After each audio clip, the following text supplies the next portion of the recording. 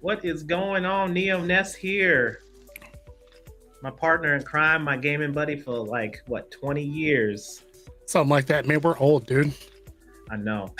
We're so old.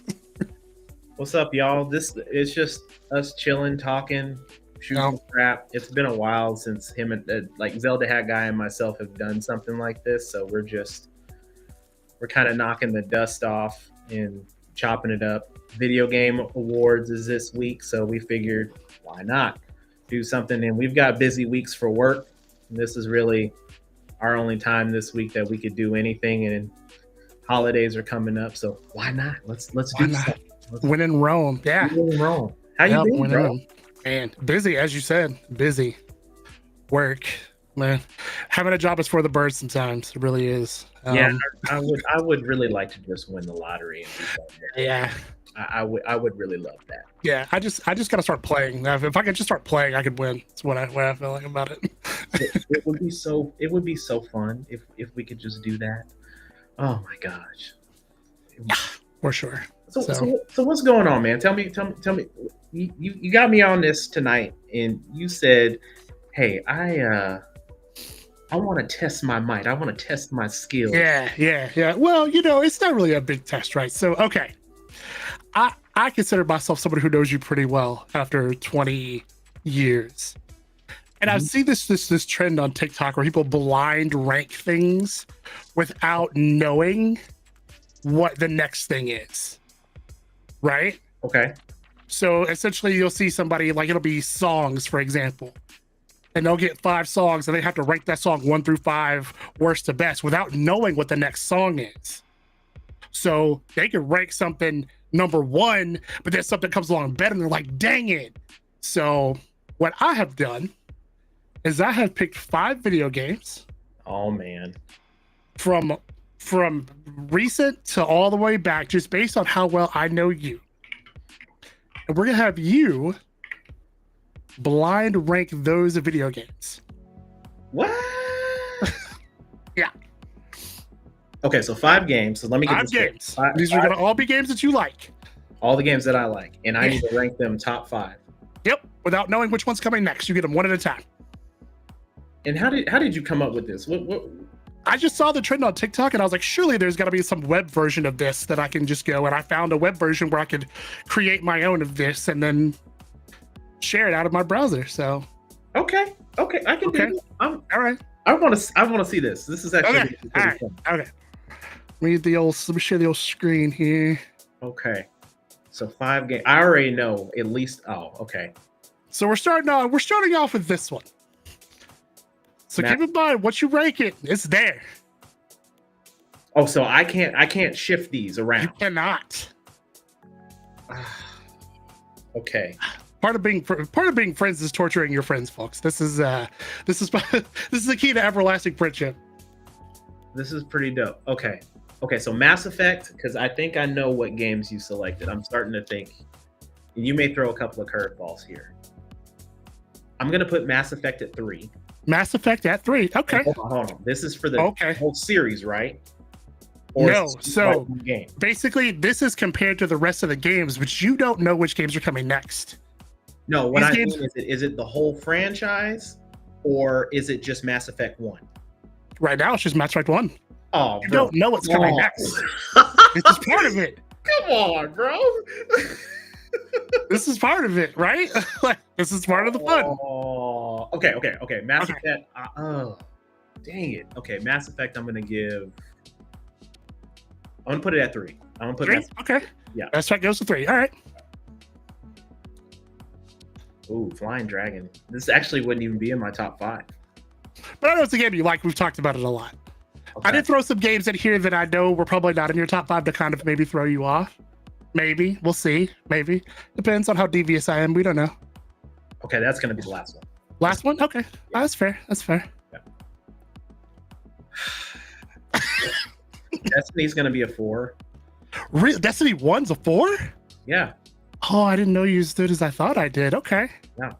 Okay. You're talking about all-time favorites, right? Well, as compared, it's compared to whatever the games I'm going to give you next. Like, you don't know if I'm going to give you like a terrible game or great games. So That's part of the fun. The thing about it, right? Don't get me wrong. Destiny 1, I probably have the most hours played out of any video game, out of Halo, out of Warframe, out of any game that I've ever played. Destiny probably has the most hours ever. And I love that game, but if the foundation of Destiny had been consistent, it probably would be higher on this list. It probably would be. But we're going 4. Okay, man. 4. I thought this one would. Okay. Yeah. 4? Mm-hmm. Should we share? Okay. Yeah.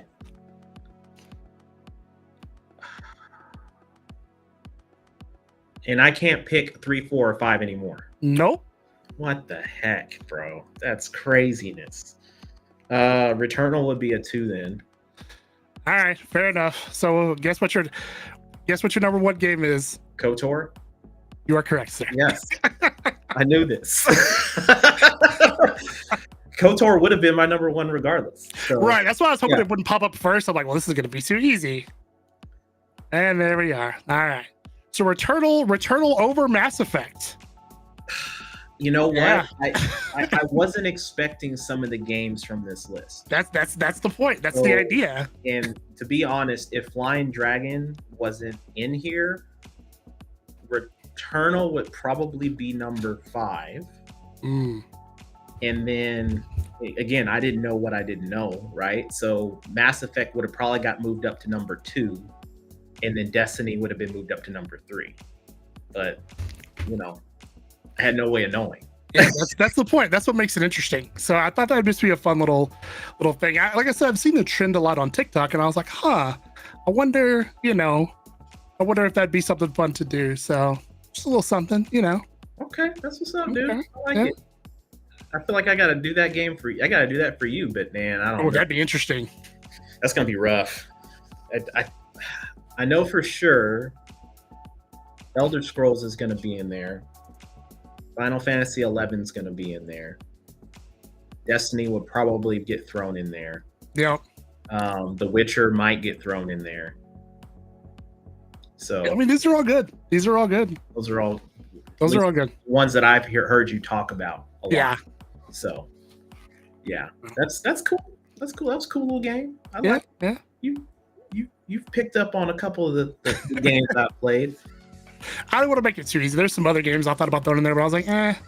So based off of the games that you've been playing lately, like what would you say is your go-to game right now?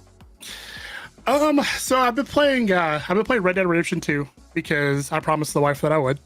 Oh, you already play that? Well, she did. Oh my gosh, she's played it a ton, right? But I had never finished it, so we made a deal. I told her that I would play Red Dead Redemption 2 if she played Clear Obscure. That was the deal that we made. Oh, bro. Come on now. She got to play it. Has she started? Oh, my God. She started it. She got through the first, 45 minutes of it, if you know what I mean. Oh, okay. What were the thoughts? I mean, she seemed to like it. I mean, she's in here. Maybe she will, let us know what she thought. What are your thoughts on Clear Obscure so far? Oh, man. You're not about no Red Dead, girl. I don't care about that game. I'm talking about Expedition 33. I want to know.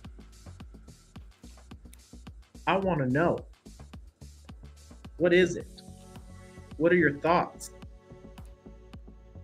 Well, I'm not going to sit here and wait and let the dead fall. There's only one acceptable answer in my opinion, but, it's fine. Game of the year. I already called it. Yeah. There's no... Bro. It's girl... Whatever, bro. I guess. Yeah, so you're gonna be watching it, aren't you? The Game Awards, right? Yeah. I have a vested interest in this one. Because to me, okay. And one thing that we are gonna do is we're going to together, me and Esther, we're gonna cast our Saved by the Game votes for each game in the Game Awards category here in a bit. But it's hard for me to imagine a world where Clair Obscur is not Game of the Year. It's just not, right? But there's been some controversy with Game of the Year, right? Like last year, Like I'm not throwing any shade at Astrobot, but that wasn't my game of the year, right? It just didn't meet that criteria for me. Which honestly, now that I think about it, I want to ask you this question, and I could go first to give you some time to think about it. But Do you think? for game of the year for you, what is the criteria for you for something to be game of the year? So game of the year criteria, and this is for any game that I play. So if it's a game that has me so entrenched, and what I mean by that is it has me so involved to the fact where I'm at work and I can't wait to get off work just so I can go play that game and spend a couple hours, or I'm so vested in the game and I started at, let's say, 6 o'clock in the evening after dinner, and I look up and it's 11 o'clock at night. I'm like, where did the time go? And you're just so Yeah. entrenched in the game because the story's so good, the gameplay's so good. This is one of those games. I don't have a lot of games on my list that I can say that. I'll give you a perfect example. Expedition 33 was a game for, at least in my opinion, to me, storyline and the game mechanics were slightly fresh. I mean, it gave some aspects of old school style, but it gave a different perspective on gameplay. It was one of those games that bumped itself on my list of all-time favorite games to a point to where I bought like numerous versions and copies Yeah. on various consoles, and I still have those. Right? So it's one of those games that's in like my top 10 all-time games right now. Yeah. And that sits with Knights of the Old Republic. That sits with Halo. That sits with Mass Effect. So you're in very good company. And I think the way they did that story, and some people may say like, nah, I didn't like Expedition 33. That's not my game. And that's all cool. Everybody has opinions, but like when I looked at last year's Game Awards, and I was all Black Myth Wukong, and I hadn't even finished the game. Right. And I've since beaten Black Myth twice. Because you go and progress and you continue to unlock more things and more skills to become like the actual Monkey King at full power. I just can't bring myself to go back and play that game a third time. So I'm like, it is what it is. In Expedition 33, the ending left me so jaw dropped that I couldn't even go back and play it again. Like, I know I'm going to go back and play that game again. I know that, but it's just one of those games that just left me like, did I make the right decision? It's one of those where logically you're like, I know I made the right decision until you get to the end and the ending just like, oh no, what did I do? And it's kind of like, I think we chose different endings. The ending I chose, I felt like I was like, okay, no, this is the right answer. But I know what happens if we choose the other ending, and I'm like, oh no. And I just thought, like, you sit there and you invest that time into the character and you think they're gonna grow or they're gonna learn or they're gonna shift their methodology and their thought process because you've been fighting this entire time. You've been battling to change things. And then that happens at the end. And I'm like, no, you can't do that. But yeah, those are generally the games that sit with you. And I think that's why this game in particular has so many awards. It's on so many lists on the award show. I mean, the music was amazing. I mean, that music had me. I'm like, damn, the battle music is so good. I don't even speak French, but I rock out to that soundtrack all the time. Some of those songs, I'm like, I don't even know what they're talking about, but it sounds good.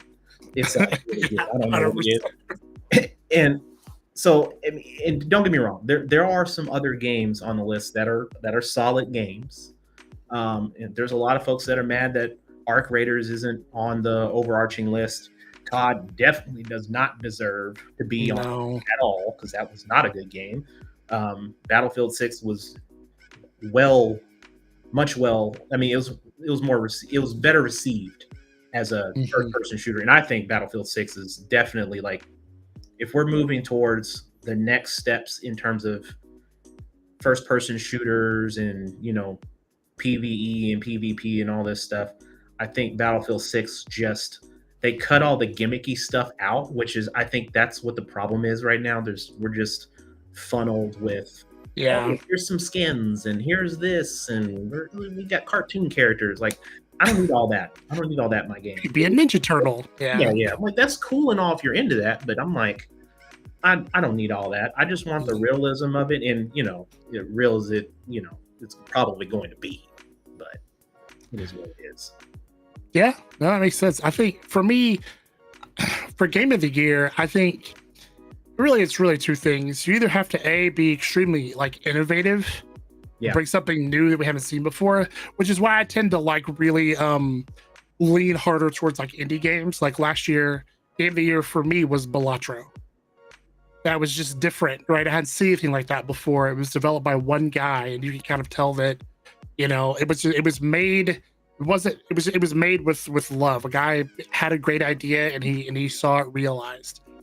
So innovative, or you could be a part of an existing genre, but you do that thing like so well that you kind of start to become the standard. One example of that was like The Witcher back in 2015. When I thought open world RPG, I would think The Witcher. Yeah. Just because, I mean, it really set a standard for how to do open world RPGs. And I think that Expedition 33 has kind of done that with turn-based RPGs, right? Yes, there are games with quote unquote better combat or better story or better music, but this has all of them together in one like package. And it wasn't $70. Like it was 40. That right there. Right? It wasn't $70. The selling point right there is the fact that you have a game for the most part that really didn't drop with any real issues, any major issues that required like day one patches or anything like that. It was, I mean, yeah, there was a few minor things in the game, but nothing that was game breaking at all, and nothing that was going to, reduce the performance and the process of going through the steps of the game to where it's like, I can't get past this because they haven't released a patch for this and this is broken and I can't unlock this or something, right? Right. So I think they did a very good job with getting out what they could when that game released. I think they're doing some DLC for Expedition 33, I think, but yeah, it's been greenlit for a movie, I think, as well. In the movie, the movie conversation came up as the game came out. So I'm like, who's played the game and who's played it in so much detail to where they're like, we need to make a movie of this. I'm like, what? Yeah, and what was crazy about it is it came out like right about the same time that like Oblivion Remastered Shadow dropped. Like they literally came out like the same day or maybe the same week. I could be wrong. Somebody will correct me, but I was like, oh yeah, I'm playing Oblivion Remastered. And then I saw the game had came out, and I remember seeing like a bunch of my YouTube was just full of reviews of it. And I clicked on it and watched one, and they were raving about it. I'm like, okay, I watched another one. I'm like, all right, you know what? Let me download it. It's on Game Pass. Let me just download it. I'll play through the first 30, 45 minutes of it and just see what all the hype is about. I did just that, download it, play through 45 minutes of it, and I was like, nope, we're playing this. I texted every group chat I was in, and I was like, bro, listen, you need to play this game. Like, I can't. I mean, if it gets better from here after the 45 minute, like I can't even imagine like what this game is gonna end up being. And yeah, it far and away to me Game of the Year. Doesn't mean it'll win. Like I said, I mean we've had some pretty interesting Game of the Year wins in past that were what we thought were slam dunks that ended up not being, right. I will say this: I will be extremely surprised if Expedition didn't get Game of the Year, but I think it's been hyped so much right now that I think there's going to be more people that want to see another game win just out of spite.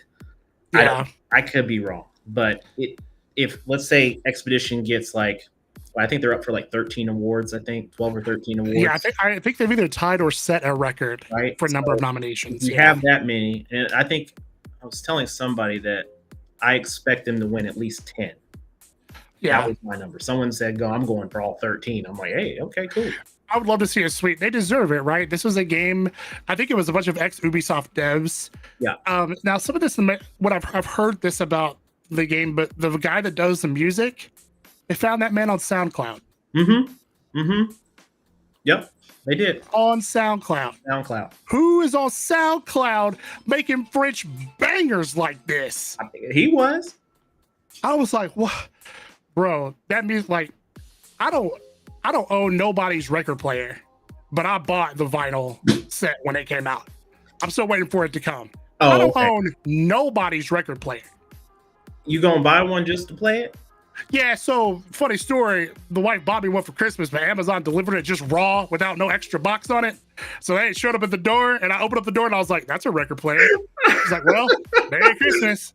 But yes, so Yo, Amazon don't care, bro. They just like, here's your stuff. Just take it. Yeah. They are fresh out of cares. Their field of cares is barren. Yeah. I've seen some boxes getting delivered around the neighborhood, and these folks, like, I'll tell you this. I had some stuff getting ordered to the crib, and they were like, it's been delivered and arrived. And I go outside looking on my doorstep. I'm like, I got jacked. I don't know what happened. Where'd my box go? These fools put it out front of my garage door, bro. Yeah. I was like, what are we doing? You didn't even walk to the front door. Like, it's in your yard. Like, I know it's in my yard. We're gonna gingerly put this on the edge right here, man. Yeah. Go. It's on your property, and we delivered it. There you go. I'm like, what are we doing? Like, why? Yeah. We need our stuff. So yeah. So well, let's. You want to get into this list that you? I kind of have a feeling of what's going on, but yeah. So I figured we go through each category. I mean, we're signed into my account, but this will be the official. You know, I already did mine. So yeah. But so we can use my account, and this could be the you know, the official Saved by the Game picks for, you know, Game Awards. Let me share the old Reno. So we're not going to start. Game of the Year is the first category. We're going to say that's in the end. I mean, there's not really a big surprise, but you know, hey. All right. So first off, we have Best Game Direction. So we're going to try our best not to vote for Clair Obscur every time, but I can't promise anything. So I'm not a Death Stranding fan. I haven't played Yote yet. I loved Hades 1. Mm-hmm. I haven't played Hades 2, and I haven't played Split Fiction. So I'm going to be biased on some of this. Now, and I was waiting for Hades 2 to come out. And I was big on Hades when it was out. And I played a lot of that game. But I can't justify giving it the best game. And what I mean by, like, here's my definition of game direction is, I would consider that more of a sequel style genre for this, right? And it's, you're taking the game and you're continuing to move the needle further to better provide better gameplay, a better story experience, all those things. And all these are sequels. This is yours. What would you pick? So, but the key word for here of me is creative vision and innovation. Okay. Right? In game direction design. I've never seen a game like Clair Obscur before. We've seen games like these because they're sequels. Very true. It's hard for me to not pick Clair Obscur here. Very true. Then if you pick Clair Obscur, then I agree with you. It's hard for me not to pick. Next category. Best narrative. I mean, again, like that story. Now, Kingdom Come Deliverance, I've heard a ton of good things about. I've not played anything about Silent Hill F, and I've not played this yet. With Death Stranding, I watched all the cutscenes for the first game, and I've done most of the same for the second game. The gameplay just didn't do it for me. It says restream. What's my telling me restream? Oh, I think that's your title. I think it's not mine, brother. It's yours. Oh, I don't know. Mine says testing stuff out on it. I don't know. Is it? Oh, I don't know. Oh, it's mine. Oh, it's yours. I mean, you're the one controlling it. Don't put that evil on me. Sorry, Ricky Bobby. Continue, sir. Continue All right. I appreciate it, Mr. Ryrie. Thank you for correcting this man. No, I'm just kidding. I'm just playing. I just hopped on, man. So he says a lot of Silent Hill F is in the replays and getting new endings. Okay. So Silent Hill for me, Silent Hill for me, it's tough. Silent Hill's tough for me because, like, I don't know. Silent Hill 2, it's so hard. It's so hard for me to get, like, to get past Silent Hill 2 as far as peak Silent Hill, but I may have to give this one a shot. I've watched the cutscenes for Death Stranding. I thought the story was really good. And I've watched several people stream Kingdom Come Deliverance, but it is really tough. It's tough for me again not to pick Claire Obscur here. I'm gonna try my best to pick one of these that's not Claire Obscur. I don't think you're gonna do it. I think you're gonna continue to pick it. Yeah. All right, Claire Obscur it is. Best art direction. Okay. I think you're gonna pick Hollow Knight, Silk Song. Yeah? I think you are. Really? You did play this game, right? I could have swore you said you were gonna be so into this game. So no, that wasn't me. But I have played it a bit. I played the first one. I really liked the first one. Art direction, man. You remember how we're just talking about animation?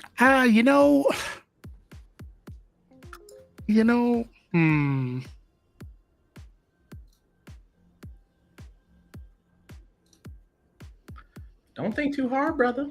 We're supposed to be picking these. Yeah, you're supposed to be helping me. Oh, help me. I mean, okay, so I'll tell you what I picked here.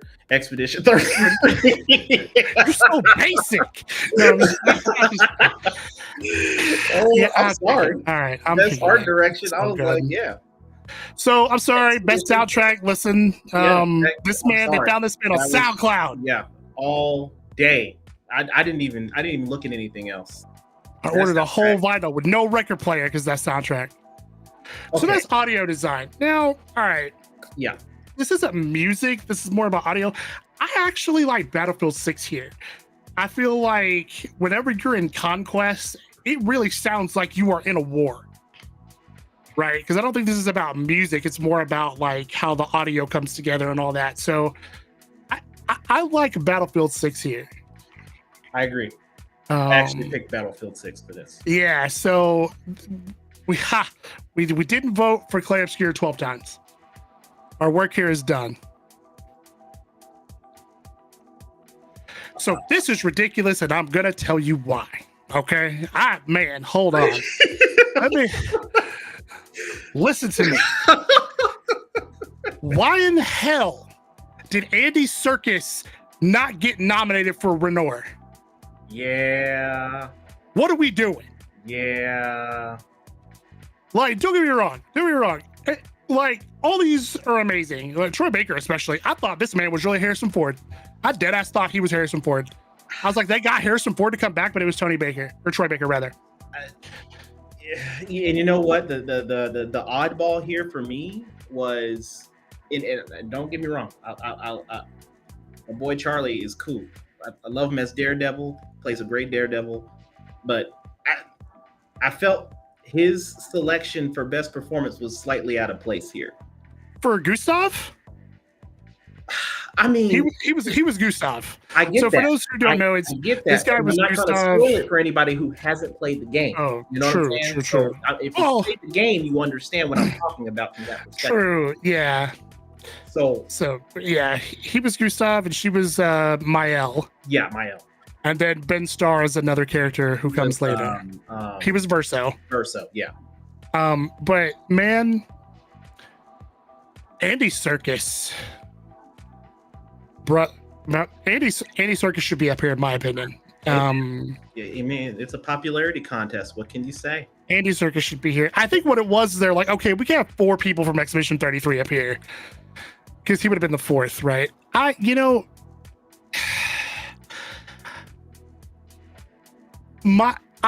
Jennifer English as Mael is what I'm leaning towards here. Okay. I thought her performance was really good. Yeah. I like Mael as a character. Honestly, the entire cast, except for maybe one person, I feel like, because they just didn't get a lot of lines, would have been acceptable here. The lady that plays Luna, so I'm gonna go with Jennifer English. It's close though. It's very close. These guys, I mean, these 3 turned in at an amazing performance, and so did Troy Baker. Mm-hmm. Right, like if these guys weren't up here, if Clay Obscure didn't exist, this would be a slam dunk for Troy Baker. Definitely get it.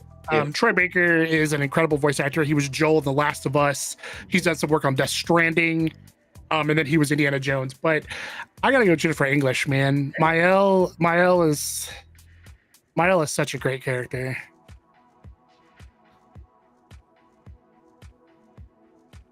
Innovation and accessibility. So I don't know a ton here, so I kind of can't. So I went with South of Midnight because I thought it kind of gave me, and my daughters played this game, so this gave her like a grown-up adult style Princess and the Frog kind of vibe. Okay. So when she was playing this, she was like, yeah, this kind of gives me Princess and the Frog vibes, because the character, she's like in the bayou, and of course it's not even sing along or anything like that, but she liked the character.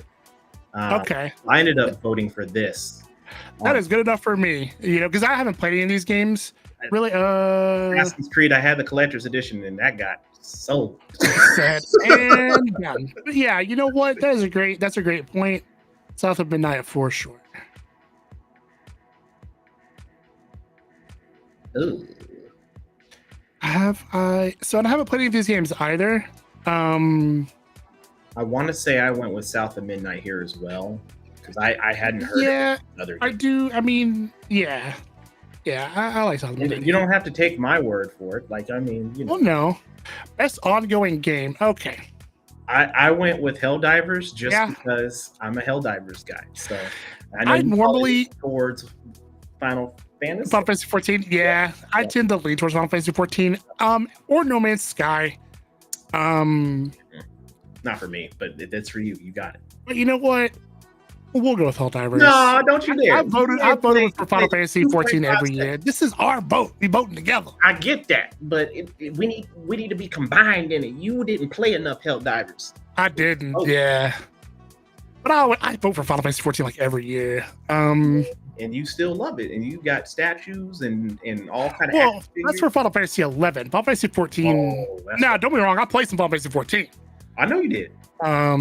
But you know what? For democracy. It was hard to get you off on the phone when you was playing that game too. Yeah. For democracy. For democracy. Best community support. Listen to me. Baldur's Gate 3. Listen to me. Baldur's Gate 3. Larian is trolling us, but in like the best way. We're like, we're not about to do no more updates for this game. Here y'all go with some updates for this game. Like, that's what they do. I don't like on Eddie Murphy's couch. Yeah, exactly. That's exactly what they do. Yeah, I remember. You never just do them. The hell of a drug. Yeah, that's what they do. Like every year, they're like, "All right, damn it, we're done. No more updates." Then it's like, it's like your grandma trying to slide you a 50. Like, here goes some money. Don't tell your moms. I got some money over here. Yeah, it is Baldur's Gate 3. I mean, all day. As long as Baldur's Gate 3 is going to keep getting nominated for awards, that game changed everything. And what's so crazy is Baldur's Gate 3 came out in 2023, which was one of the craziest years for gaming. Remember what was all came out that year? You had Diablo 4, Street Fighter 6, a new Mortal Kombat, new Final Fantasy, Zelda. Damn. And and as Tears of the Kingdom came out that year, and I raved about that game. I know. I'm at 200 hours in that game, but whenever Game of the Year came out, I pointed right at Baldur's Gate 3. Like, real recognized real. Like, I'm a Zelda fan, but Baldur's Gate 3 was a game changer. It moved the needle forward because Larian Studios made a game for gamers, not got Zelda in his name because he loves that game so much, and he decided that Baldur's Gate 3. Real recognized. I mean, it was not even a question. Tears of the Kingdom was good. I loved it, but Baldur's Gate 3 it's Baldur's Gate 3. There's just not a world where I don't pick that game. Best independent game. I mean, hey, let's be real here. Now, honestly, Blueprints is really cool. It's a puzzle game, and I love a good puzzle game. But man, we're talking about independent games, and we're talking about best independent game. I mean, You don't feel like Silk Song deserves that based off of your gameplay? not over Clair Obscur. Okay. Because, Silk Song is a sequel. It moved the needle forward, but Clair Obscur, man. I feel like Clair Obscur, this is going to sound corny, but Clair Obscur, like, made me remember why I love video games. Because I was getting kind of jaded with video games for a while. And that game made me remember why I love video games. You know what? Okay, so I've played some really good games this year. Yeah. Like my list of games, like I think the first game that I really got really involved in was earlier this year, and I played Returnal, which had been out for a while, which is a good one. Which I don't know why, but that game just had me so involved. I beat it twice. Yeah. And then, of course, Ghost of Tsushima, which was an amazing game, and you had been telling me for years to play that, and that was in my backlog forever. Long time. Which was amazing. I completed Black Myth twice this year, so there's that. And then Expedition 33. Out of all of those games, Expedition 33 is the only one where I just lost track of time. And I just had to have a collector's edition. I had to have a physical copy, I had to go hunt for a collector's edition of that game. And you paid a premium, might I add. Talk about that. Okay, my bad. Sorry, Charlie Murphy. It's having too much fun. Yeah. Right. We ain't gonna start that. Best debut indie game. I already know. I'm just gonna leave this here. Go ahead, do your thing. Don't get me wrong. If you have not played Blueprints is actually really cool. It will run on your Steam Deck. It's on Steam. This is another game that is on my wish list. It's kind of it's a game, but it's kind of like a comedy. And I've heard nothing but good things about it. But man, oh yeah, I have seen those clips. I was like, man, what's going on? I was like, it does look hilarious. It kind of reminded me of Incredibles, not Incredibles. Yeah, Invincible. Right. Yeah. It almost has like kind of like that Telltale vibe to it. So, okay. But I need to check that game out because I've seen clips of it and I was like, what? It's on Steam. Amazing. I mean, come on, man. I feel like, I feel good because I didn't vote for Expedition 33 every time out. So I kind of feel, I already know because I did it too. This game is actually not bad. It's not bad. It is. What is it? It's not bad. It's not bad at all. I've watched several streamers stream it, and I was watching. And I was like, "Yo, this is a phone game." Like, it's not bad. Okay, I might have to dabble. I might have to partake. I think I downloaded this. I think I've never played it, but I'm gonna vote for Destiny Rising. Destiny needs a W, bro. They need a W, so I'm gonna give them a small one. The only W they're gonna get is if they make a Destiny 3 at this point. So, bro, oh my gosh. So, I know you're not much into VR. Oh no, I can't do it. But this is pretty easy in my opinion. This is pretty easy. I've heard it's good. Yeah, I've heard it's good. I'm a huge fan of the Alien franchise. Massive fan of it. So, best action game. Now this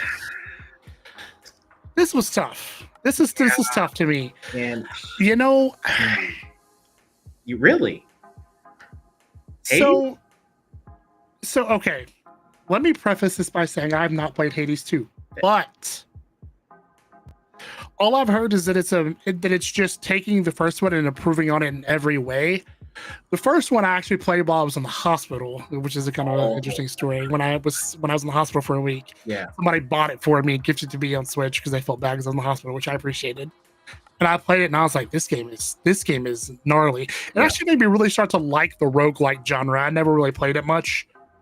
Put it up in the chat. Oh, there.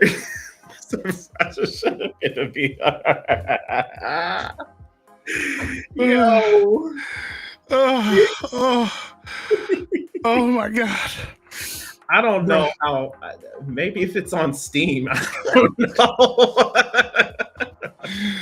Oh, that was great. I needed that. I needed that laugh. That was great. I think you know what I think out of just because it didn't get any love, I think I just went with Ninja Gaiden 4. Have you played Ninja Gaiden 4 yet? Did it yet? I played a little bit of Ragebound. Have you played Ragebound? I have not yet. Solid. Why we know what it is? Because I'm a guy over the age of 20. So we got him. Yeah. Chris Hansen, is that you? No, I'm just playing. Closed and shut case, Johnson. Yeah. Oh my goodness. What are you thinking here? I haven't played 4, but I've played Ragebound. And what did you think of Ragebound? I really liked it. It reminded me of The Messenger a lot. A lot of good Messenger vibe, which Messenger is another game. It's another game I'll put you on to. When I put you on, I put you on. I know you do. So I know. And it can't be Battlefield 6. I'm sorry. It just can't be. It can't be? I mean, it can, but primarily focused on combat, right? So hang with me here on this logic. Okay. So, I'm with you. If we're talking about combat, if we're to compare across a majority of these games, we've got a top-down slasher with some mystical stuff. We've got we got a couple of blood-soaked ninjas, and then we've got bullet blazing soldiers, and then we've got we got what Doom is. So if I were to break down the comparisons, you're going to get more variety of combat skills playing one of the ninja games. Okay, I like that. Okay, I see where you're going with that. Okay. Right. So, with Ninja Gaiden, you probably start with some katana swords, ninja stars, and then you're going to get a variety of different weapons throughout, and then you're going to learn different skills that's going to apply to your repertoire and your whole sublime set of ninjutsu skills. And then by the end of the game, you're going to be OP. At least I think. I don't know. I'm just basing it after all the previous Ninja Gaidens. I mean, you got me convinced. Oh, I was like, don't let me sway you, sir. Well, no, I mean, what you're saying makes sense. Jedi mind tricked him, y'all. I was like, these are these are definitely not my droids. Because I mean, I get what you're saying about Battlefield 6. Like, the reason that I was thinking about it is just because of how crazy Conquest is. Conquest is madness. It is madness. So I mean, like, if you haven't gone forward, if you wish to change, if you wish to drop a lifeline here, sir, you can change it. Battlefield 6, the reason is because I feel like DICE really did a good job of coming back from the brink. Battlefield 2042 was absolute cheese. I hated that game, and they listened to fan backlash, and they kind of brought us back to what we remember Battlefield being, which is that nice sandbox. So it's not perfect. No, they have some work to do, but you know what? I feel like we're gonna throw DICE a W here. I feel like. Okay, that's cool. I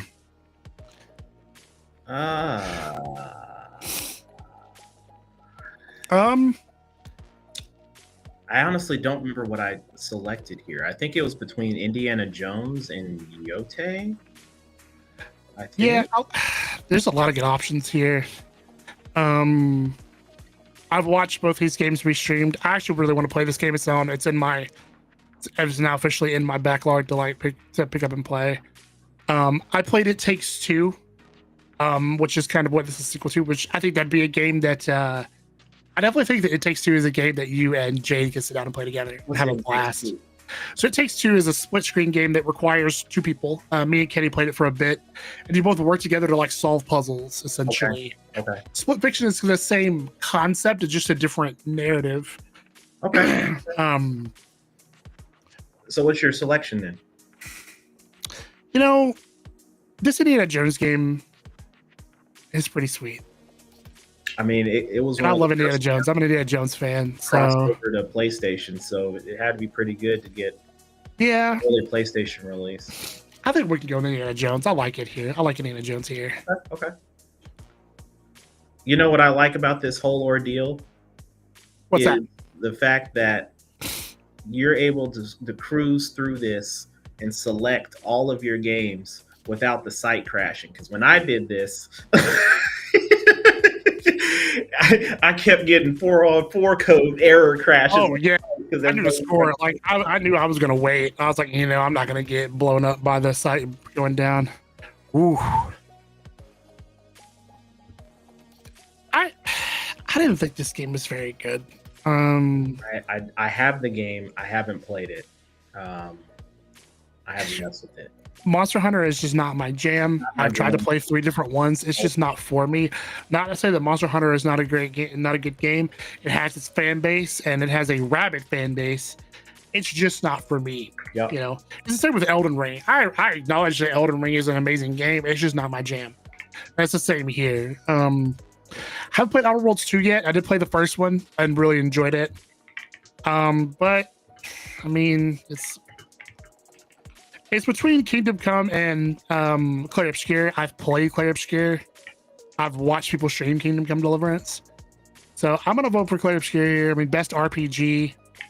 But if it's game of the year, then in my opinion, it's got to be the best RPG. Okay. Best fighting game. Now this is kind of interesting. Okay, what I found interesting about this is Street Fighter 6 is not on here. With all the DLC and all that. Year, bro. It came out 2023, actually. Oh, did it? Yeah. Oh, I'm tripping. What year is it? 2023, 2025. Yeah. Damn. Okay. I know what I went with here. And I haven't played 2XKO yet, which I've been meaning to put that on my list of games to play. Capcom Fighting Collections, while you get a whole slew of collection of the fighting games, I didn't think that counted just because I played all those games in there. Legacy, Mortal Kombat Legacy, same boat as Capcom Fighting Collections, so those automatically got excluded from my list. Interesting. It's nothing against those games because they're all great collections, but I wanted a standalone fighting game that was somewhat new and yeah. For the culture. I get it. For the culture, it's got to be Mortal Kombat. I get it. And you know what? Man, in RIP Shang Tsung, RIP. Bro. Yeah, that news hurt me so bad, bro. That hurt. God. That hurt bad. I was like, no. Because I remember going to the movie, man. I remember going to the first movie when I was and back in the 90s, up until like I would say like almost recently, video game based movies were kind of booty butts. No. And like Mortal Kombat was kind of movies were trash. Yeah, bro. Absolute trash. Like Street Fighter, don't get me wrong. Like you had Raul Julia in there, and then Van Damme, but that script was trash. Van Damme on copious amounts of cocaine. That's all we had. That's all we knew. So we liked it just because it was a movie based off of one of our favorite video games. But when Mortal Kombat came out, that was well done. Up until Annihilation. Annihilation was not garbage. Oh, yeah. Whole franchise. With that. They crapped the bed with Annihilation. You are right, but So I know what I would make, but I want the City of the Wolves here. City Rules. Okay. Yeah. Bear with me. Okay. To me, it's Mortal Kombat Legacy Collection. Okay. Here's why. I mean, for the culture, for sure, as you mentioned. But the thing I thought was cool about it is you got so many different versions of these different Mortal Kombat games. They're all playable online. There's a lot of cool extras. Mm-hmm. There are some notable like omissions. I kind of wish they would have just, instead of giving us the Game Boy Advance version of Deadly Alliance, just give us the PS2 version of that and Deception. Deception is probably my favorite Mortal Kombat game. Deadly Alliance was fire though, bro. Oh, it was. Don't get me wrong. But you know what? Now that you say that, I will say this: out of every single fighting game out there, Mortal Kombat has the best storyline by far. Because it actually has one. Not a storyboard with like, hey, not that. Like Mortal Kombat has a very in-depth story, and I think that's why the movies. I mean, if you actually have a screenwriter that actually gives a crap, can actually make a very decent script that aligns with the video games very well because you have a lot of source material.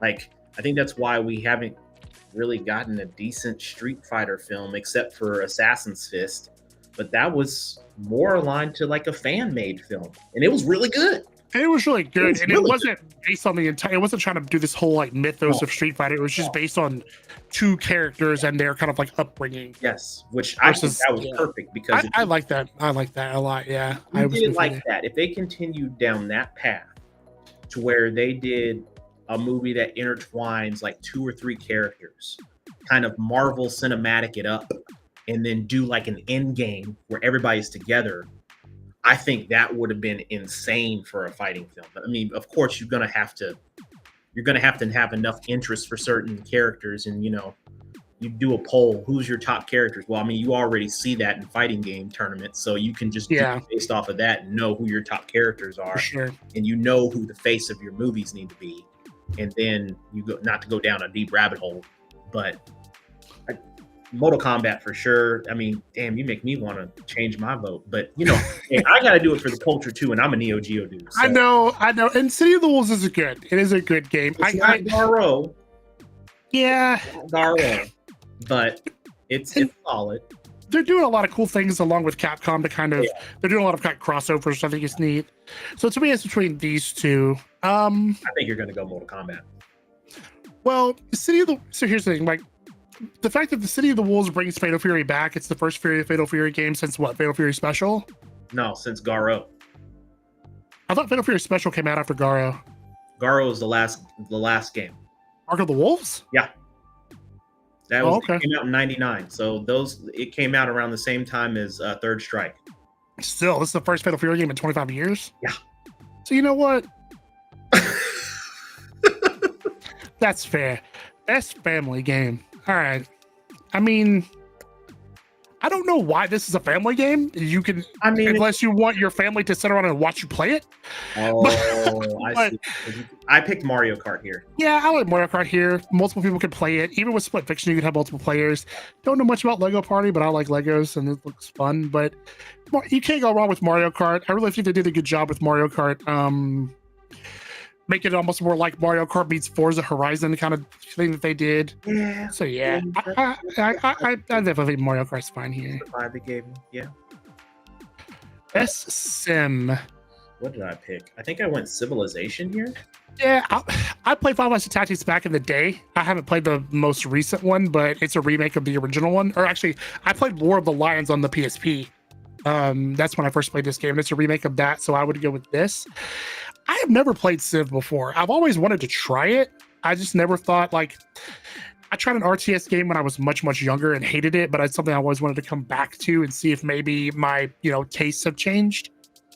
But my vote would be Final Fantasy Tactics. Okay, do you think? It is a remake though, and Civ is a sequel. Mm-hmm. I've never played any of these other games, so if anybody in the chat has any feeling one way or another. But I like Final Fantasy Tactics here. Game is great. Has wild difficulty spikes, but it is a great game. Damn, really?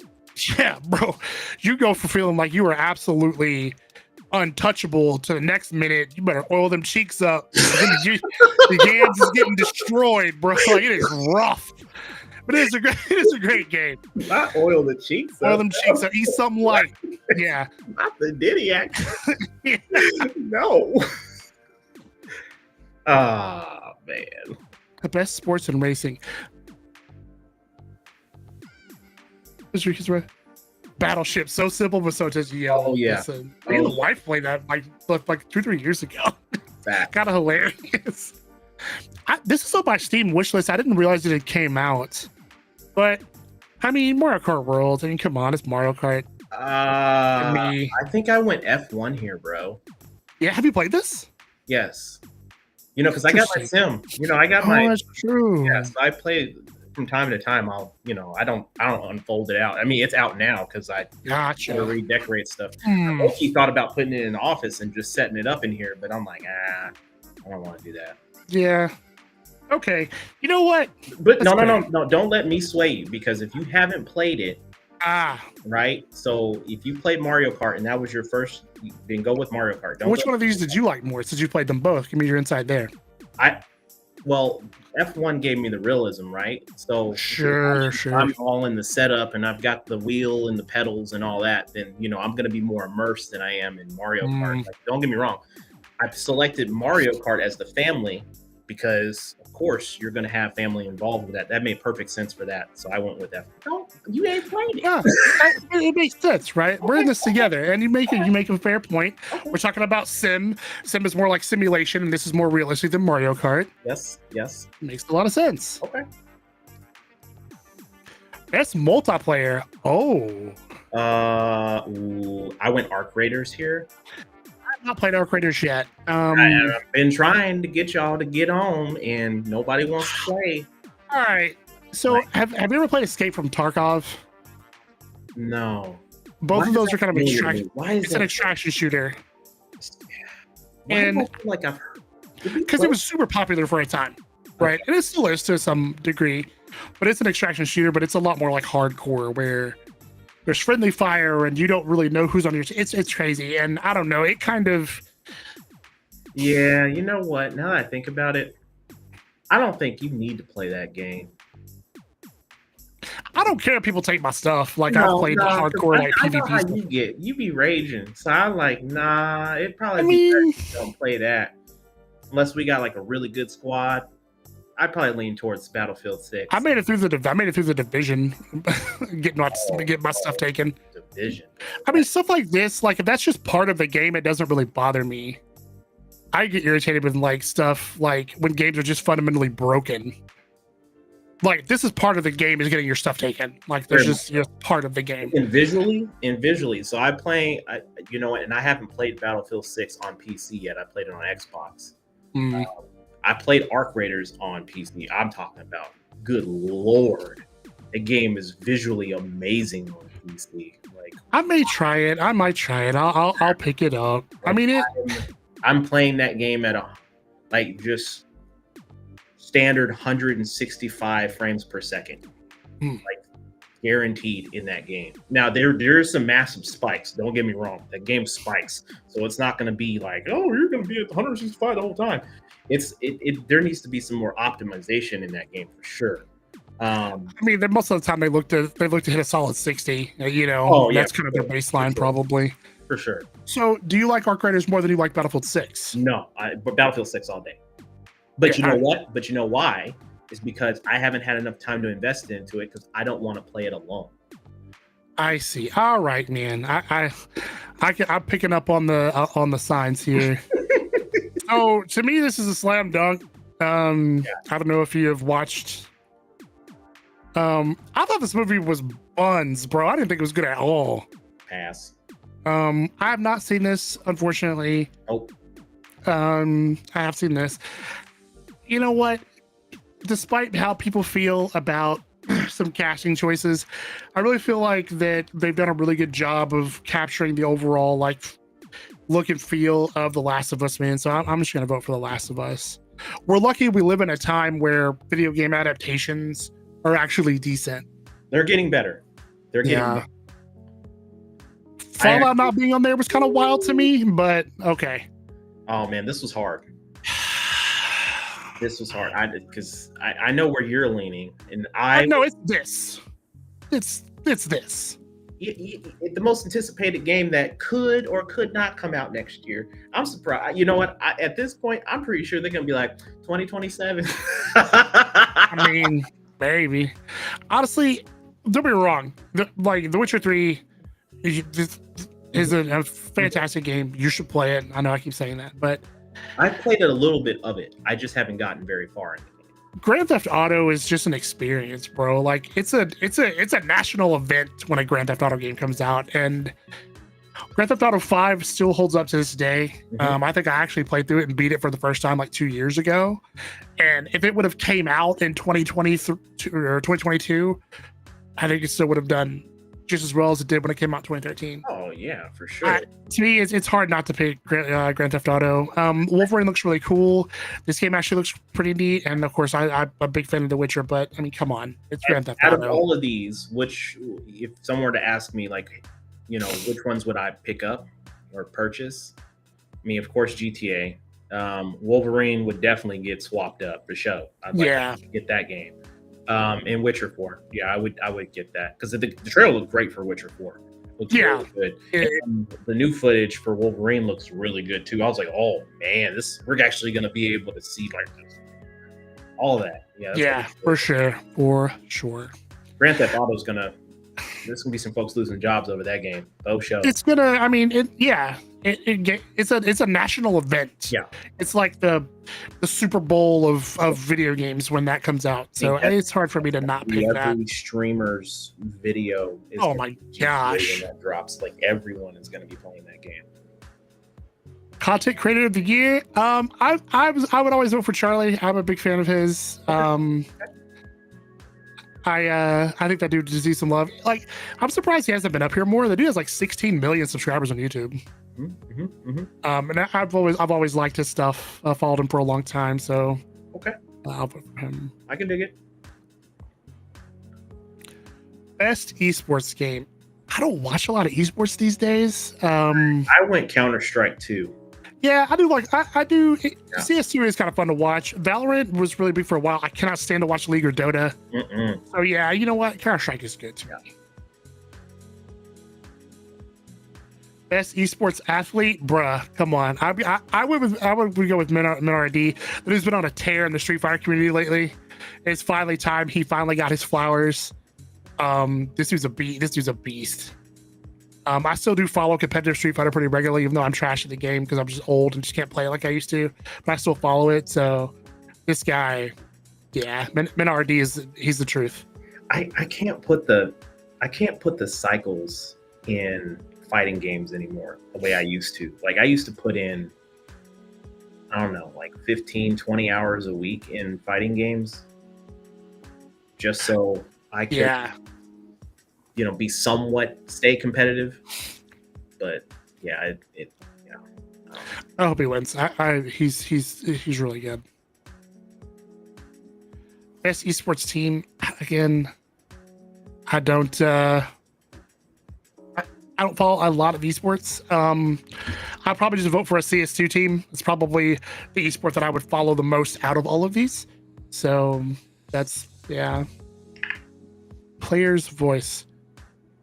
So this is a 100% fan voted award. What is your favorite game this year? My favorite game this year has been Clear Obscure. I mean, listen. As if we didn't already know. Come on, man. I mean, if you have not played this game, you should definitely play it. I don't get me wrong. There's some good games in here. There's some games that probably shouldn't even be in the list of anything in this listing. Not this particular section, but I'm talking about just overall in all this list. There's probably one or two games that don't need to be in here at all, and there's probably some other games that do need to be on this list. But I think it's just more based off of when the game was finished and released, and they didn't hit the deadline before November. Yeah, there was 3 rounds of this, and these are the finalists. So, yeah, to me, it's pretty easy. I'm gonna put that on my wish list as Dispatch. I definitely need to do that. Is that it? No, I think there's one more. Oh no, there is one more. Okay. The last category we have not voted for is Game of the Year. All right. So before you decide. This should be pretty obvious, but I mean, we'll chat. But what would happen if Expedition 33 did not get Game of the Year? What a lot of people from this list could possibly get it? The only thing to me that can really all right, Pixel. That's fair. All right, fine. Then when I return to actually video game streaming, I will stream KOTOR. You know, Max Billy, I feel the same. Yeah, I feel the same for what he said here. Yeah, I agree with that. Why wouldn't they have a written in option? I feel like they should for all cats. I agree. Yeah, I agree. Like a player's choice, but yeah, 100%.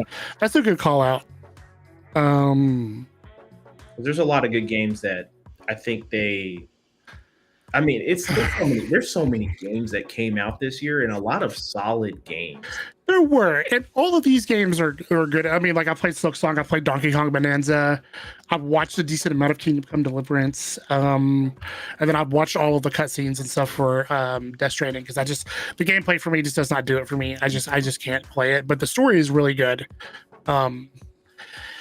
So okay, if we go based on what happened last year with Astrobot. Yeah. I could see somehow Donkey Kong Bonanza getting it. But as you know, in Astrobot, don't get me wrong. I know people are rushing. I know Right Way's in the chat. I saw him earlier. Shout out to Right Way, by the way. I saw him in the chat earlier, and he loves that game.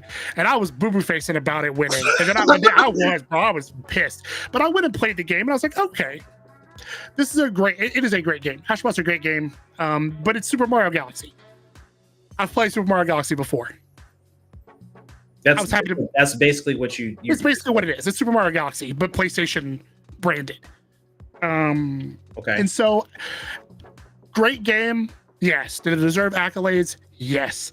Game of the year? Because you had other options, right? You had Balatro, which was personally my favorite. I know that maybe not everyone felt the same way, but I was happy that it was at least nominated. It was a great game. Then you also had Metaphor, which is like, never been big into Persona games, but that game kind of made me actually like really want to go down that path. And then you also had Final Fantasy VII Rebirth, which I thought was really good. And out of all of those games, Astrobot got it. Well, you're forgetting Black Myth Wukong also. Black Myth Wukong, I almost forgot. Yeah, because I remember that was your game of the year, if I remember right, last year, right? Yeah. And okay, so in chat, we've been in many conversations with numerous folks about like why this won, why this didn't win, what this is. It's the optics of the business, all that stuff. So it's just I knew a lot of folks that had played and beat Black Myth, and they said this is game of the year. It's fresh, it's new.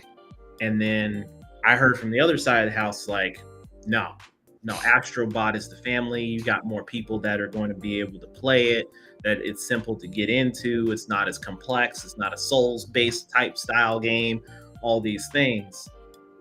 And yeah, I can concur with that side and say like, I get it. If you have more kids playing and you have more family playing, right? So it's a lot easier for people to dive into certain games. But me personally, I don't feel that's enough to warrant a game of the year just because you have something that's going to drive, a genre of individuals to come play the game. Because we heard about it last year, game of the year. I haven't heard anything else. You don't hear much now. Like, for perfect example, right? Baldur's Gate 3 came out the year before. It won game of the year the year before last, right? Roll over into the last year's game of the year, and people were still talking about Baldur's Gate. I think it won something last year, and then it's nominated again this year. Right? Do you see a nomination for Astrobot here? No. And even going a step further, the year before that, it was Elden Ring. People are still talking about Elden Ring 3 years later. So there was DLC. Night Rain for Elden Ring. Yeah. True. So from Indonesia, man, it's early over there. I bet, unless I got my time zones wrong. Who knows? I probably do. But the only thing I could really see being is from an actual gameplay quality standpoint is maybe Kingdom Come Deliverance. That game does have a pretty huge fan base and it got a lot of good reviews, but it is a sequel. A lot of these on here are sequels. Donkey Kong Bonanza reminds me a lot of Mario Odyssey, but with like Donkey Kong. Okay. Whereas Clair Obscur is something kind of fresh and new, and it's moving the needle forward from a turn-based RPG, which a lot of people felt like turn-based RPGs have been are dead, but it combines turn-based RPGs with like somewhat of a Souls-like element with the parry system, and you have the great soundtrack, the great story, memorable characters. It's just a total package. It's really hard for me to see a world where it is not Game of the Year.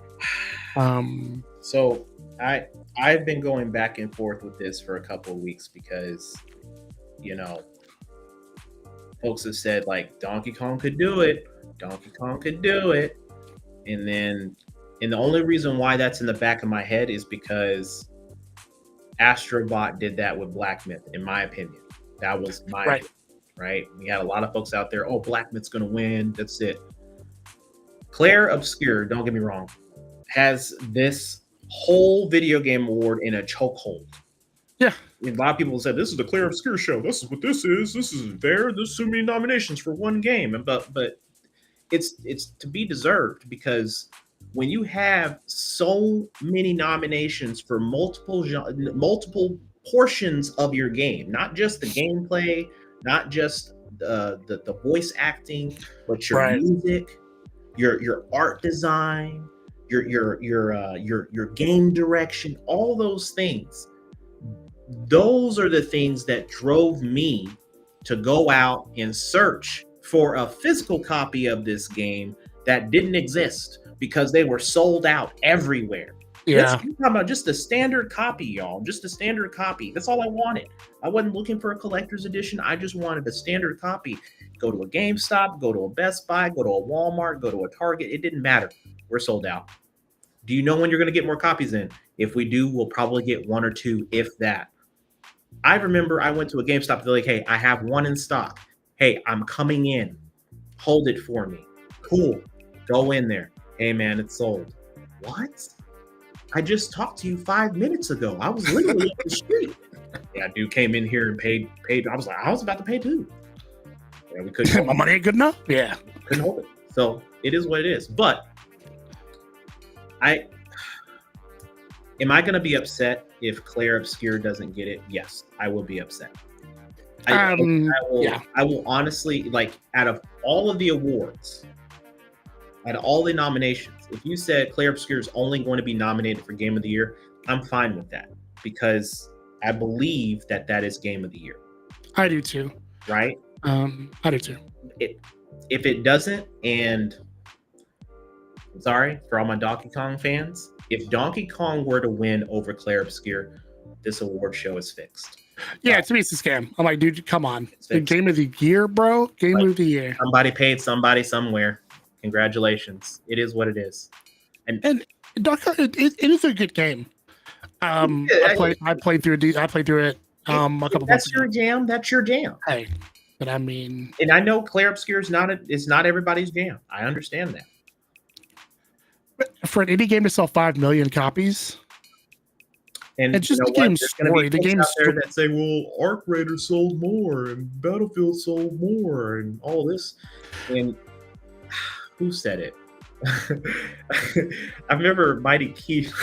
If you watch him, he's like, "Oh, y'all some ball and gun people." He's like, "What's ball and gun?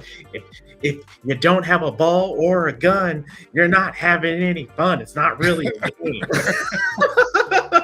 And I was like, "Ball and gun?" I'm like, "Wow." I don't know. Even with the Clair Obscur, like the story behind what they had to do to make the game is even a good story, right? Like they found the music guy on SoundCloud, like I mentioned before. The fact that three of the 5 people that are nominated for best performance are from the same game. Yeah. I mean, to be honest, the performance was really. Oh my god! It really should be 4.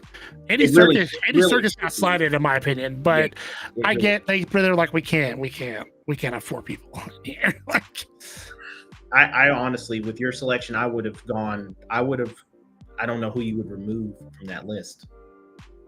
We can see. I'm gonna go ahead and just go ahead and pick Claire Okay, Obscura. I figured. We knew the score here. Let's go ahead to categories here. And let's go to look back at best performance. Best performance. And I mean by remove, I mean you'd have to remove one person from Claire Obscura to replace it with your selection. I would probably Charlie Cox.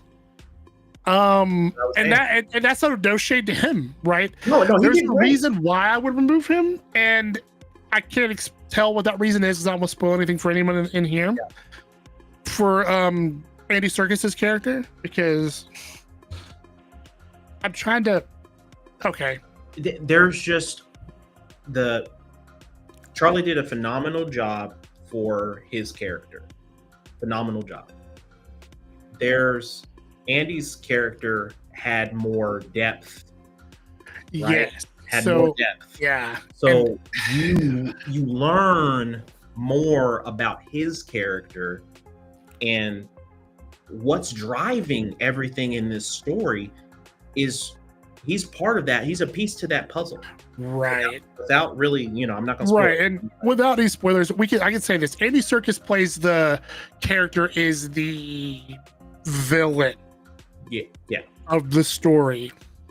And some of the best villains are the ones that are misunderstood, or sometimes you have the villains that are just doing bad things for bad things' sake. Those are kind of boring.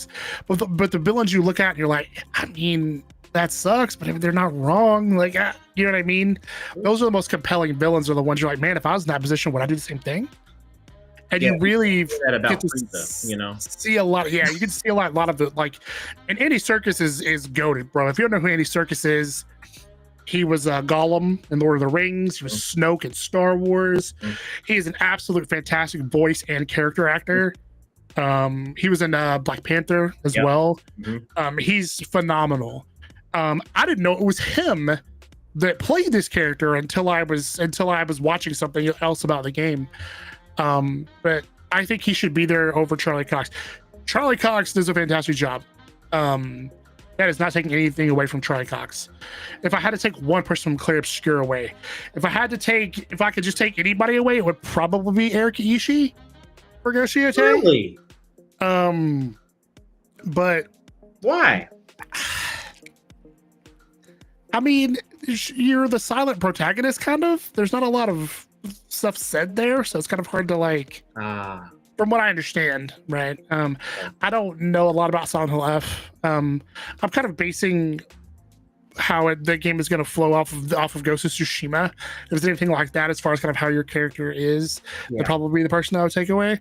Could be wrong. Somebody could correct me, and But if I had to be fair and take somebody from Claire Obscura away, a game that I kind of know a lot more about, I would probably take Charlie Cox away. Ben Starr should be there. Jennifer English. 100% should be there. Really, a case could have been made for the lady that plays Luna. A case could be made for her. Yeah. This could have easily just been 6 people from Claire Obscura, or 5 people from Claire Obscura and Troy Baker. Bruh, facts. It really could have been. It really could have been, and I'm probably sure that at some point during them deciding who was going to be what and where, they probably had a very similar list. They probably had more than 3 people, and like, hey, we can't do this. We can't have a whole acting cast of Claire Obscura up here for a nomination. At that point, you might as well just have all of them share an award. Basically, yeah, because to me it's all, like, even if the choice was just between these 3, that's tough for me to pick. That's really tough. Like, it was, I mean, Jennifer English kind of gets the nod for me just because she really brought that character to life and really made me care about Mael as a character. Yeah. Not to say that just, Charlie Cox doesn't and Ben Starr don't either, but man, she really brought it with that performance. Well, then at least now we know your perspective on it. Yeah, and I mean, we managed to not vote for Claire Obscura for everything that it was nominated for, so we got that small win. I do think from a best sound design, Battlefield is just, Battlefield definitely deserves that. I mean, you feel like you're like in a damn war the whole time that you're playing the game. This is why I said 10 out of what? How many nominations did? 12. Was it 12? I think it's 12. Okay. Yeah, I mean, we can kind of go through categories. Let's see. We'll start a game of the year, which we know it's nominated for. So 1, 2, 3, Golly. 4, 5. 5, 6, 6. 7. 7. We'll count them all as one. Not innovation.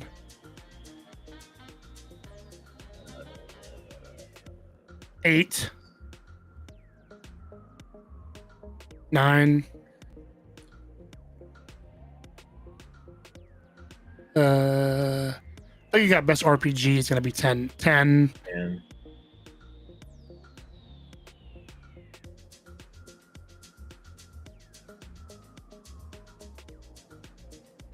So it looks like 10. really, I could have swore it was more than that. 10. And we voted for it 9 out of 10 spots. It was So I said 10 out of 13 originally, so I was way for off. some reason I thought it was like 12 or 13, but I guess it's Or just it 10. was more than that. Okay, so for that particular case, if we've got 10, I'm gonna say 7 out of 10 are going to get the award. Expedition 33 will get 7 out of 10.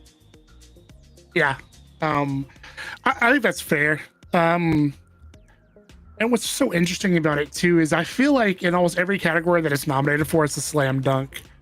Like you could make a case for like Kingdom Come Deliverance 2 for Game of the Year, but for a lot of these other categories, I feel like it's really just It's stacked. it's a slam dunk. Slam dunk. I think that's why there's some folks out there that are kind of salty about it, because they're like, man, there's no variety in this. And I think you're always going to run into a scenario where the award shows aren't going to be exactly to what people are going to like, because there's always going to be a game that someone doesn't have nominated. There's always going to be a game that's not going to win, even though it probably should have won. That's all based off of perspective. Sure. And then you're going to run into a scenario where, games that probably should have just been entered in the first place just didn't make it. They didn't make it just based off of the time that they were released. Yeah, for sure. And generally, a lot of times when that happens, like let's say, for instance, if Arc Raiders came out 3 months earlier. Yeah. I think it didn't have enough ramp up. Different conversation right now, Yeah. because now you're talking about Arc Raiders is in the running for Game of the Year.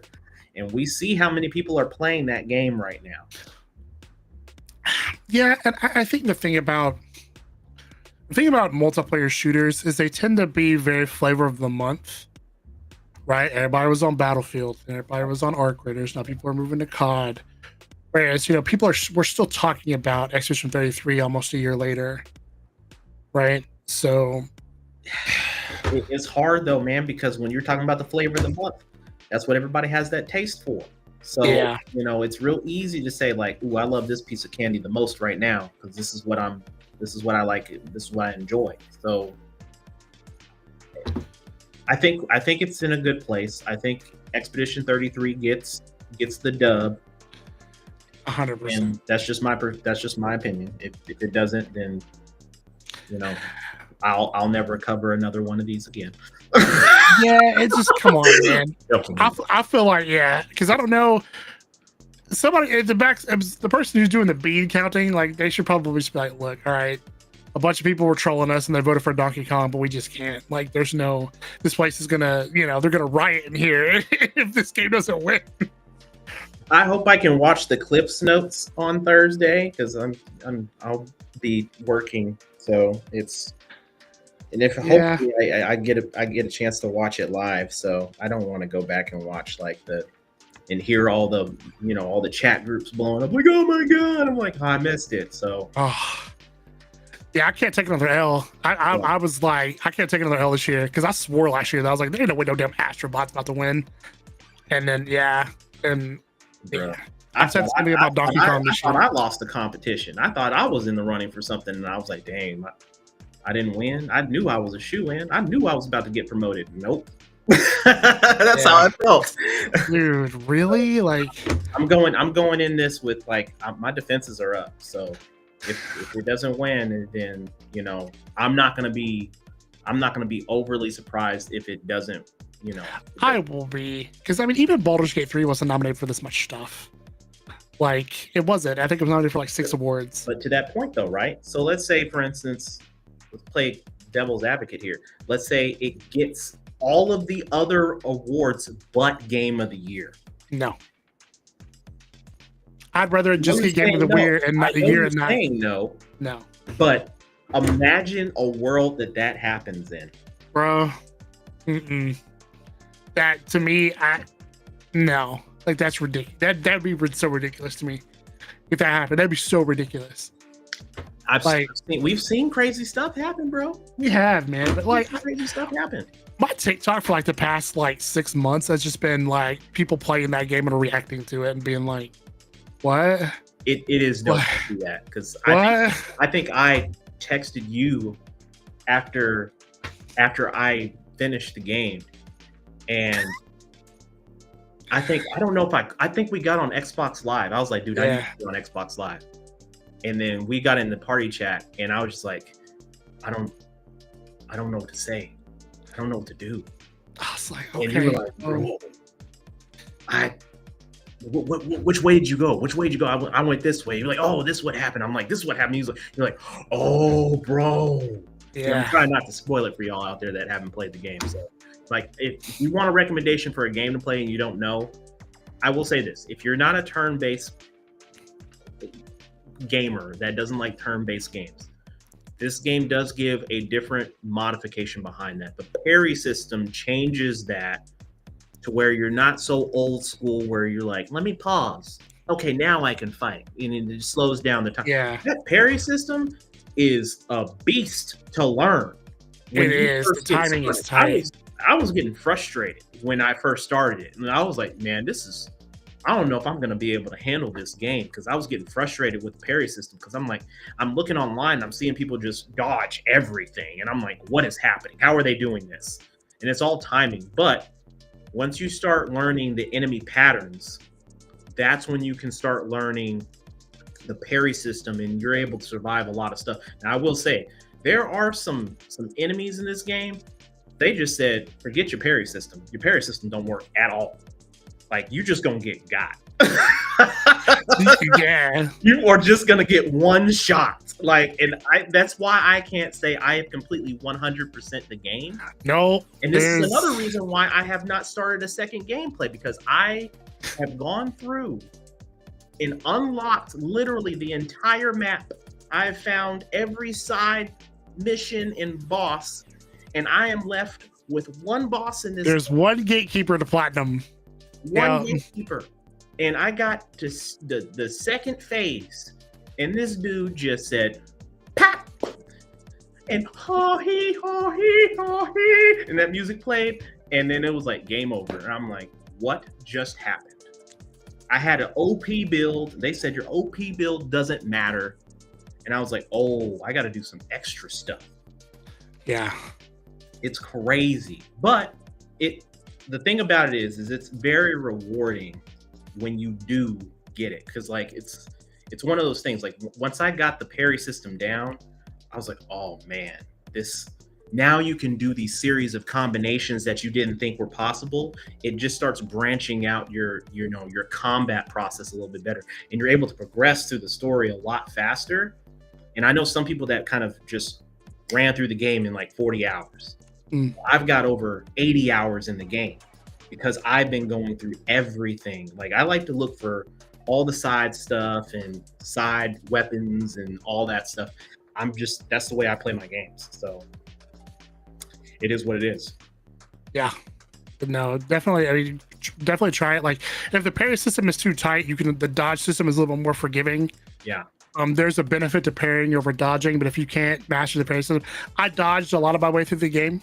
Because there are some side bosses that you have to parry, but yeah, and even like the combat kind of gives me some like Legend of Dragoon vibes, because when you attack, you have some time button presses on your attacks too. Yeah.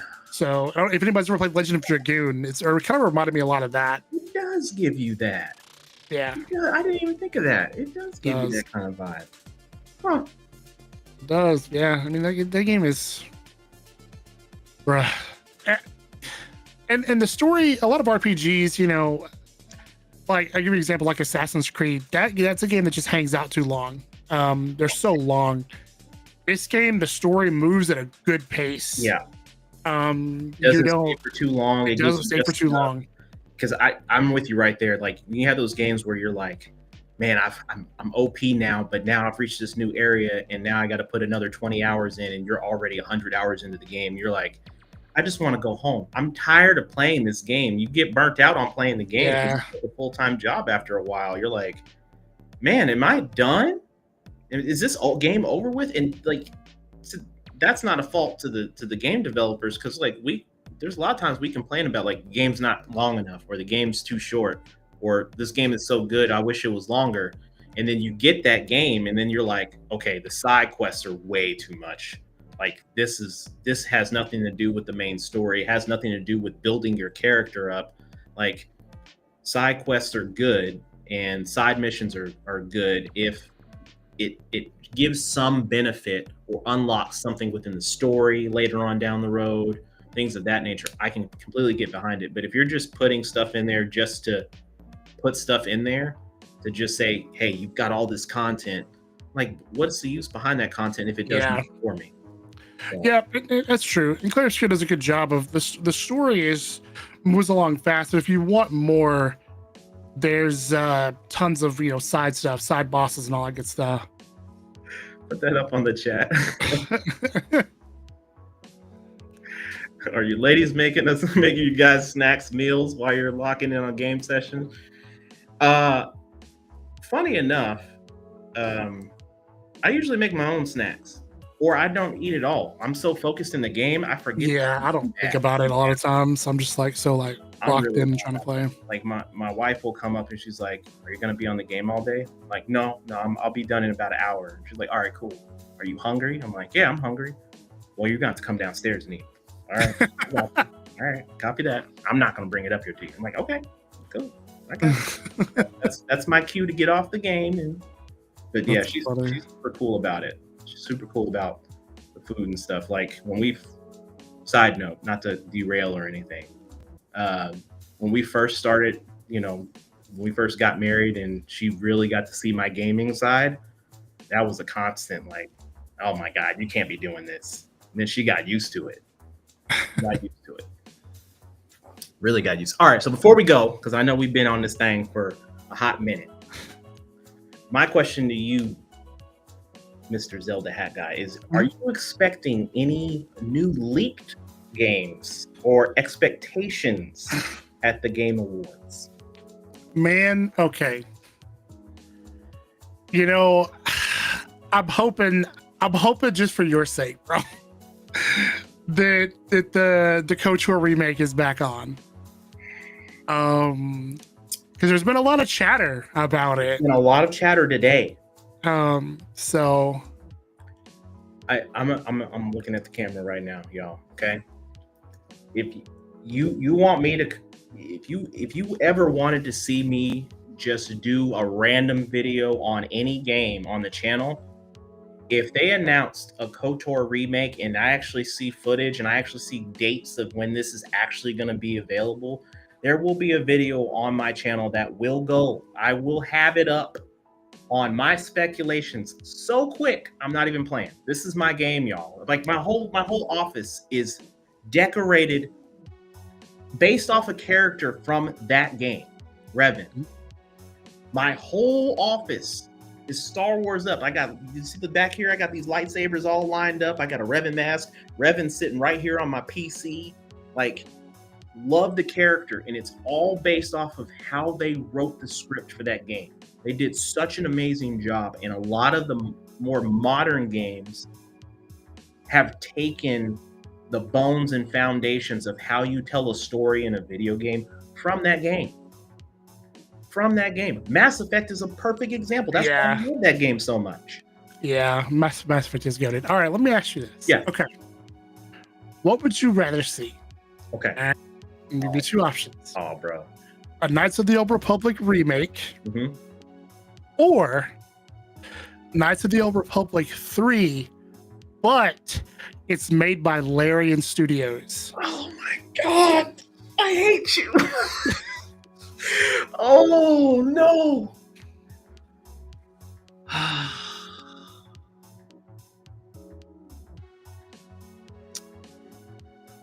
I'm gonna have to go with KOTOR 3, bro. Yeah, I mean, like, I have to Larian KOTOR. Yeah, if Larian is gonna do it, at least I know it's gonna get done right. I know it's gonna get done right.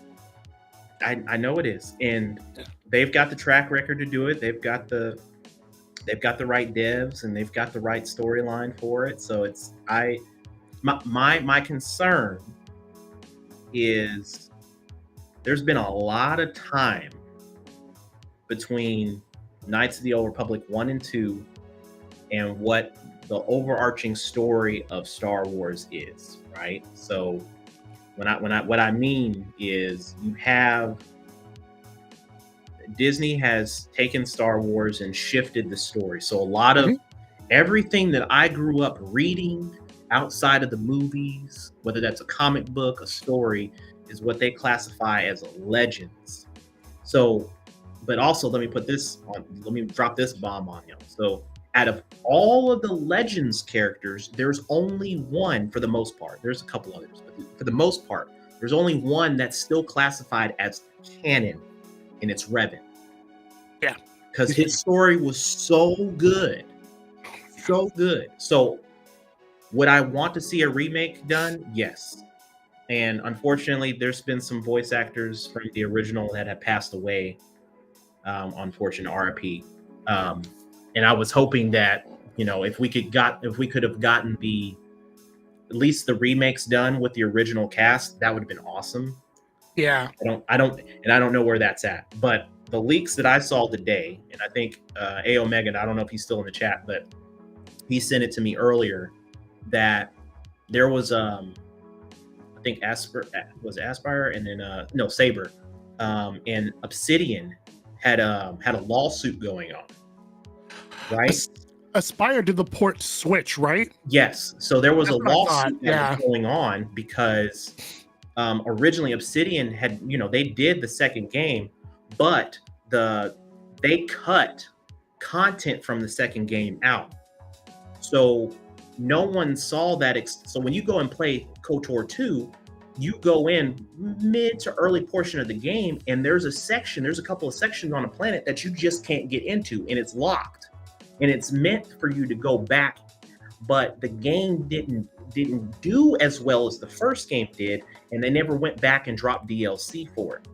So it was missing content from KOTOR 2, but the dev community, or the mod community on PC side, they went back and added that back in the game. So I played that version, which was great. So I read an article today where they were talking about that lawsuit's over. And if that's the information that they're talking about, and they're talking about like, hey, we're going to release the hidden content that you were originally supposed to be playing on the Xbox version, I'm going to be pissed. And I get it. For everybody else out there that hasn't played that and hasn't been on PC and hasn't had the mod, that's fine.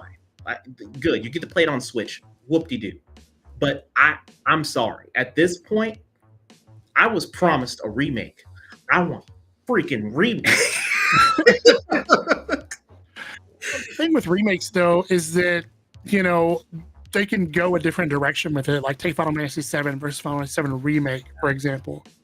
I like the remakes. I like the combat system, but anytime you take the game and fundamentally change it, part of what made KOTOR good was that D&D based combat system. Yeah. If they were to take that and change it and make it a live action fighting system, do you think that would not ruin the game, but take away from what made that game that game?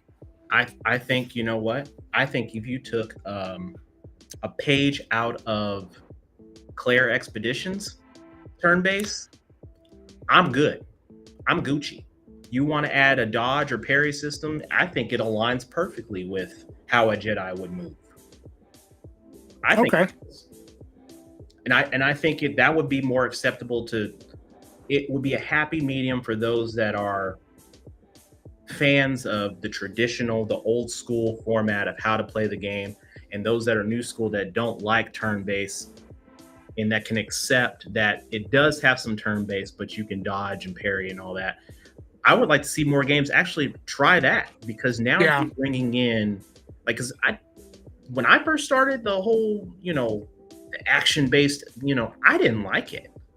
I was so accustomed Yeah. to turn-based. I just didn't like, having to constantly be on to be able to. My reaction time is slow now. I like a good turn-based game. And I've played some pretty good ones as of recently, Clair Obscur being one of them. So yeah, okay. And really, like, KOTOR's combat was a little bit ahead of its time, because it was like action and turn-based combat kind of mixed together. Yeah. In a way. And I really like I love that they use kind of the D&D system where, every attack was basically a roll on a D20 essentially in the background. So I would like to see them keep that. I really think Larian could really do great things with this series, even if they did the remake. Even if they just did even if they did a remake but a reboot, if they were just called Knights of the Old Republic, but it was their spin on it. It's wishful thinking, bro. I mean, that would be so awesome. They got Baldur's Gate. Baldur's Gate wasn't their IP. You're right. But we're gonna be. I mean, if it did go to Larian, we're gonna be waiting years for that. I mean, of course, I've been waiting years for the remake anyway. Yeah, if they don't do anything fast, they kind of. But that's, in a way, that's good. There's not always a publisher behind them making them push out an incomplete game. The game will be ready when it's ready. Baldur's Gate 3 was in early access for like over a year.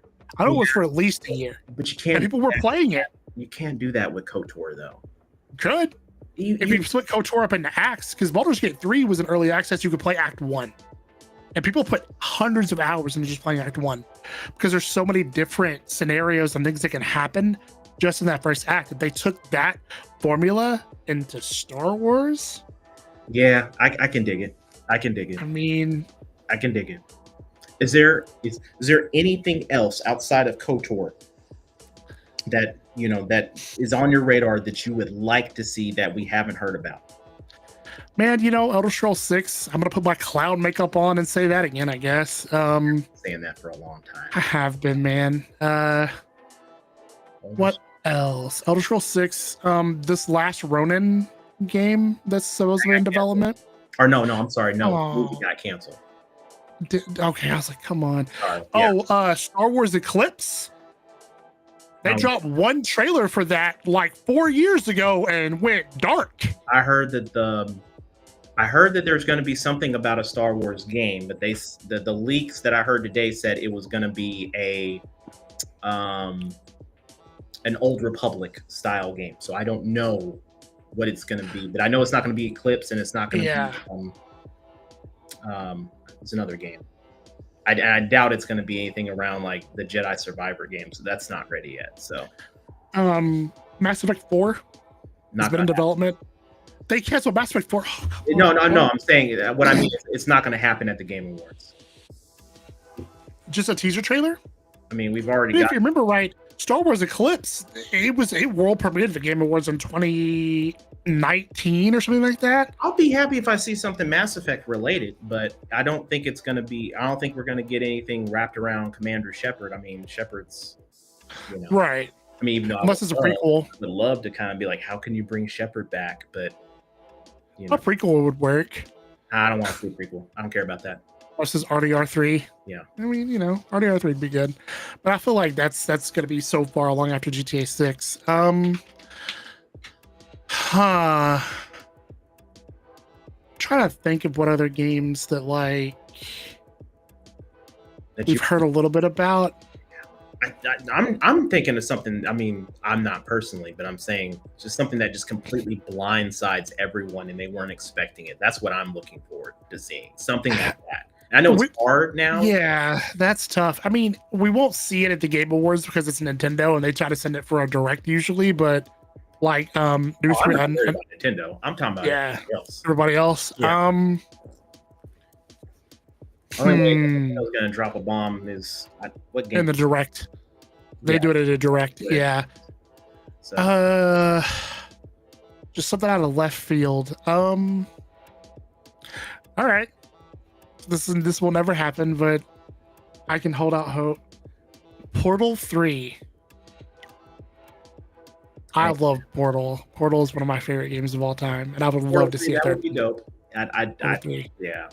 If you know what, let's just hold out. Let's be optimistic here and say if you get what you want, and we go buy lottery tickets that following day, because if we get the games that we just have been begging and drooling for like the last 5-6 years, then definitely got to go get your lottery ticket. Yeah.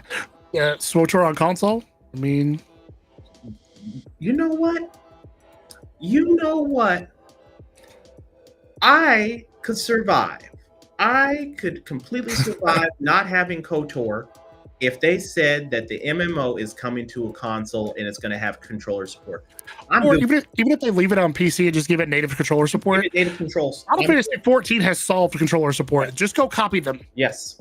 If they did that, I'm Gucci, because there's a more than enough story for me to be good for a long time playing that game. A long time. Yeah, it's tough. I know as soon as we land the plane, then I'm going to think about like several games.